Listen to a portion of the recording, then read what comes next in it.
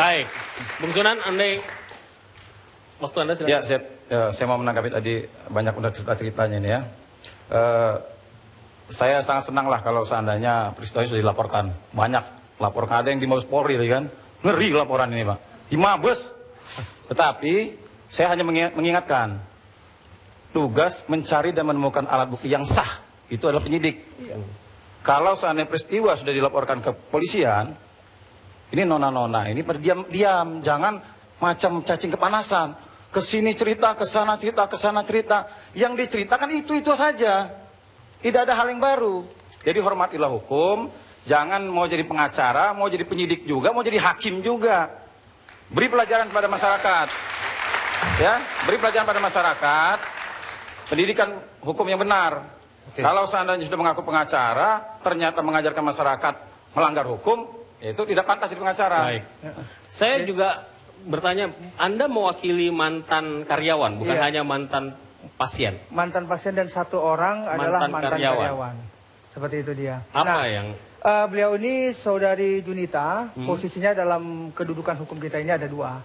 Pertama dia adalah saksi sebagai laporan kami di Mabes. Dia sudah dituangkan dalam berita acara, BAP bagaimana aliran dana dan apa tugas dia selama di Padepokan. Dia sudah nuangkan dalam berita acara saksi dia ya.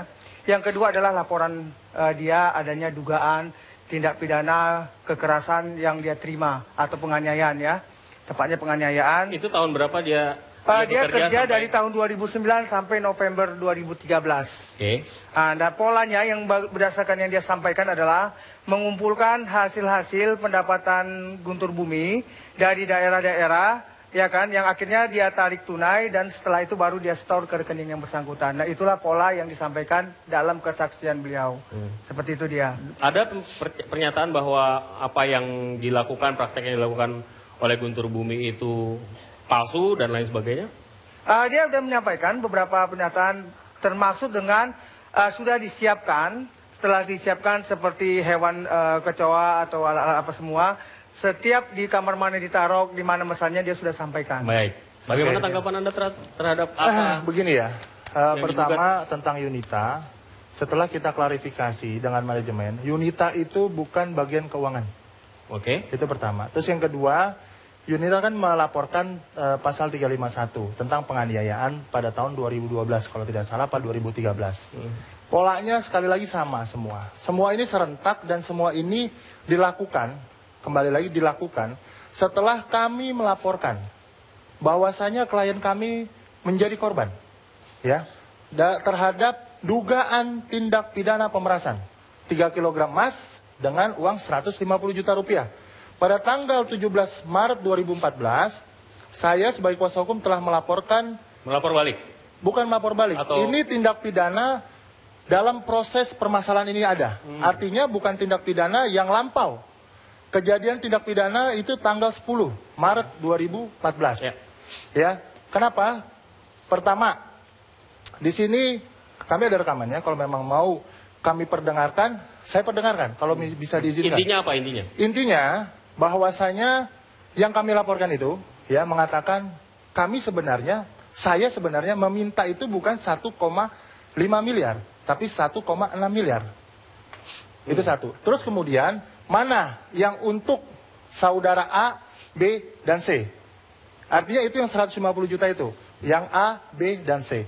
Dan itu pada tanggal 10 sudah diberikan di dalam sebuah mobil di lingkungan, di hadapan atau di depan gedung yang berseberangan dengan Majelis Ulama Indonesia. Nah, karena saya pengacara, yang kami laporkan kebetulan ada pengacara, ada seorang wanita juga, asistennya, kemudian dan kawan-kawan. Pada tanggal 16 malam, saya bertemu dengan saudara Hans, saudara Hudi Yusuf, kemudian dengan saudara Herdian. Saya meminta tolong dikembalikan emas yang 3 kg. Tolong diberikan uang yang 150. Kemudian apa jawaban? Itu sudah diserahkan kepada saudara Hans menurut pengakuan saudara Hudi Yusuf. Setelah itu saya minta kepada saudara Hans, mana? Saudara mengatakan ambil saja di kantor polisi. Kan begitu. Oleh karenanya pada tanggal 17 Maret itu kami laporkan yang bersangkutan. Gitu loh.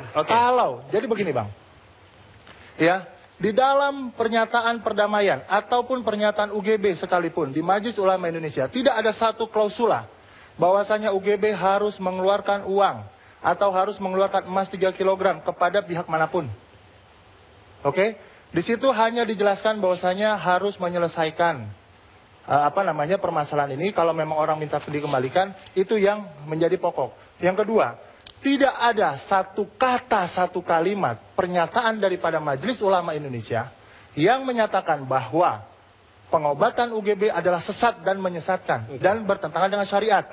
Oke, sebentar. Saya poinnya dulu. Ya, bahwasanya Majelis Ulama Indonesia mengizinkan dan memperbolehkan seorang Ustadz Guntur Bumi untuk melanjutkan, membuka dan meneruskan pengobatan tersebut. Yang menjadi catatan adalah ya, bahwa manajemen harus diperbaiki manajerial. Uang sumbangan, uang sodako, uang zakat tidak boleh dijadi satu. Ya. Itu yang kemudian di MUI diarahkan. Saya potong Anda sampai di situ ya. Silakan. Baik, mungkin rekan kan tidak hadir ketika saya hadir tapi pulang ya. Apa yang tidak mana? ada pada saat pembacaan. Oh, saya ada. Jangan salah. Enggak, kita waktu pembacaan Anda nggak ada. Yang ada bos, dari forum ada. tidak ada. Ada. Intinya apa? Anda lupa poin nomor 5 disampaikan begini biar tidak selip. Poin nomor 5 yang mana? Pernyataan siapa? Di Boleh saya lihat? Oke.